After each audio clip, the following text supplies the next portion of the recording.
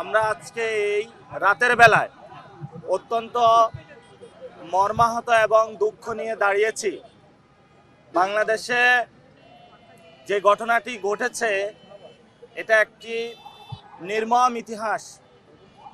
আপনারা জানেন যে ৭১ সালে এই ধরনের কাহিনী আমরা দেখেছি।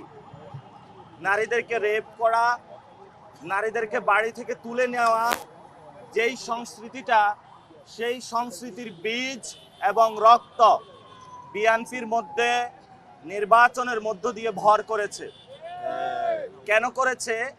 কারণ এই ইলেকশনে ভারতীয় শক্তির সাথে যেভাবে হাসিনা আঁতাত করে চলেছিল এবং হাসিনার সন্ত্রাসী বাহিনী ধানের শীষে ভোট দেওয়ার কারণে যেভাবে রেপ করেছিল, তেমনি ভাবে ভারতীয় রক্ত এখন বিএনপি নামক দলটির উপরে ভর করেছে। সেই জন্য তারা গণ অভ্যুত্থান থেকে গড়ে ওঠা জাতীয় নাগরিক পার্টি শাপলাকলি প্রতীকে ভোট দেওয়ার কারণে আমাদের সম্মানিত বোনকে যেভাবে তারা দর্শন করলো, গণদর্শন, এটা বাংলাদেশে ইতিহাসে একটি নজিরবিহীন ঘটনা হয়ে থাকলো। কেন তারা করেছে? এই ইলেকশনে মা এবং বোনেরা সবাই এগিয়ে এসে দাঁড়িপাল্লা শাপলাকলিতে ভোট দিয়েছিলেন।